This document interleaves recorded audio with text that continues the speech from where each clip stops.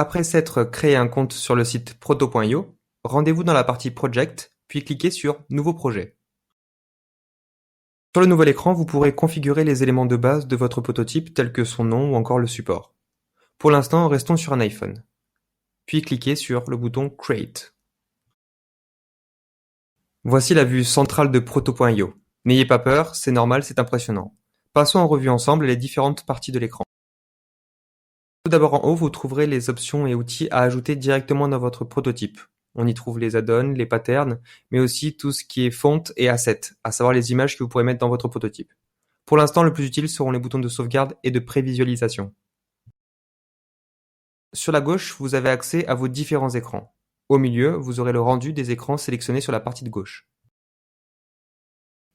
Juste en dessous se trouvent des layers. Similaires à Photoshop, chaque élément sur votre écran apparaîtra sous forme de layer, c'est-à-dire un élément superposé sur un autre. Pour l'ordre des éléments, il faut savoir que celui qui est en haut est prioritaire sur tous ceux qui sont en bas. Sur la partie de droite, il y a la bibliothèque d'éléments. Il y a des éléments génériques, comme le texte, les formes, les zones d'interaction, les éléments natifs qui sont propres à chaque système comme iOS, Android, Windows, et aussi des éléments graphiques comme des icônes. Tout est fait pour rendre votre prototype le plus réaliste possible.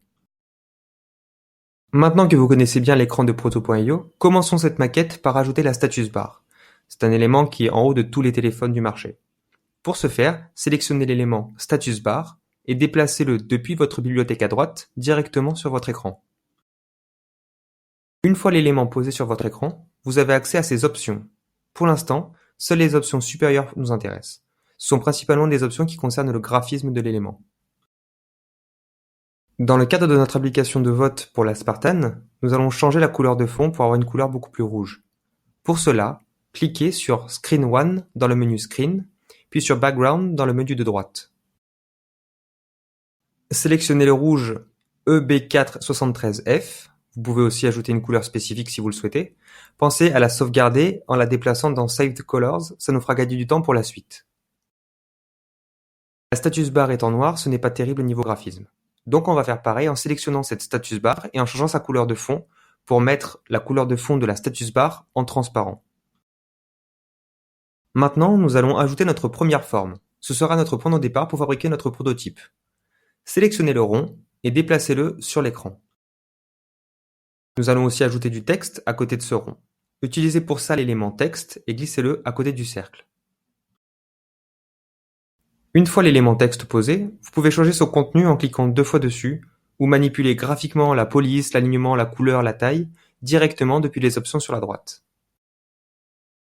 Après avoir changé le texte par équipe 1 pour plus de réalisme, placez les éléments comme sur l'image puis sélectionnez le Button with Background dans l'onglet iOS. Pour poser, vous constatez que les options sont différentes. En effet, chaque élément possède des options qui lui sont propres. Afin de respecter notre design, passez le bouton en blanc et l'écriture en rouge, comme sur l'image. Maintenant, nous allons ajouter une photo sur ce cercle. Pour ce faire, cliquez sur le bouton Assets tout en haut. À partir de cet écran, vous pourrez ajouter toutes vos images. Pour l'exemple, nous allons nous contenter d'utiliser les images mises à disposition par proto.io. Les éléments fournis se trouvent dans Proto.io Gallery. Pour les photos, allez directement sur Stock Images. Une fois que vous avez trouvé votre bonheur, sélectionnez l'image et cliquez sur Add to Canvas. Voilà, votre image est désormais accessible sur votre écran. Maintenant, nous allons pouvoir la manipuler. Commencez par diminuer sa taille et la placer à côté de votre cercle pour avoir les bonnes proportions. En cliquant sur l'option Mask Crop, vous allez pouvoir appliquer un masque sur l'image. Dans ce cas, le but est de rendre l'image ronde. Une fois que votre image est bien positionnée, mettez les arrondis dans les options à 100. C'est le seul moyen d'avoir une image bien ronde. Parfait, nous avons notre première équipe au complet, avec sa photo, son texte et un bouton vote. Sur la gauche, vous voyez l'ensemble des layers ajoutés. Nous allons regrouper tous les layers pour pouvoir organiser mieux la liste et pouvoir la dupliquer pour chacune des équipes. Pour cela, faites un clic droit, puis sélectionnez Grouper. Une fois les layers mis ensemble sous un groupe, renommez-le de préférence si vous pouvez en équipe 1, faites un clic droit puis copier. Il ne vous reste plus qu'à coller pour dupliquer le groupe, soit par un clic droit avec Paste Here, soit par un simple CTRL-V. Le groupe est similaire au précédent, donc n'hésitez pas à le replacer juste en dessous de l'autre. Donc on veut 6 équipes, nous allons répéter la duplication encore 4 fois. Ne vous embêtez cependant pas à tout replacer, il existe une technique pour aller beaucoup plus vite. Tout d'abord, sélectionnez uniquement le 6e groupe, puis placez-le là où vous le souhaitez, tout en bas. Puis sélectionnez tous les autres groupes.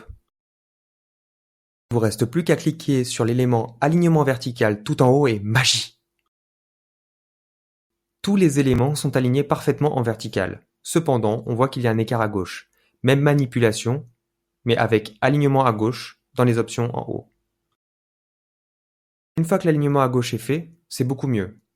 Maintenant, on va rendre les choses encore plus réalistes en mettant d'autres visages. Commencez par sélectionner un des visages pour avoir accès aux options. Si vous n'y arrivez pas, cliquez 2 fois ou utilisez la bordure gauche pour sélectionner le bon layer. Pour pouvoir le modifier, vous devez d'abord enlever l'option Mask Crop de l'image. Votre image apparaît en entière, vous devez cliquer sur son nom dans les options afin de pouvoir la remplacer dans le dossier Assets. Sélectionnez ensuite la photo de votre choix et cliquez sur Add to Canvas. Une fois l'image ajoutée, il suffit de réactiver l'option Mask Crop. Si l'image est dans les mêmes proportions que la précédente, elle reprend automatiquement sa forme ronde. Tant qu'on y est, on va en profiter pour faire tous les autres visages.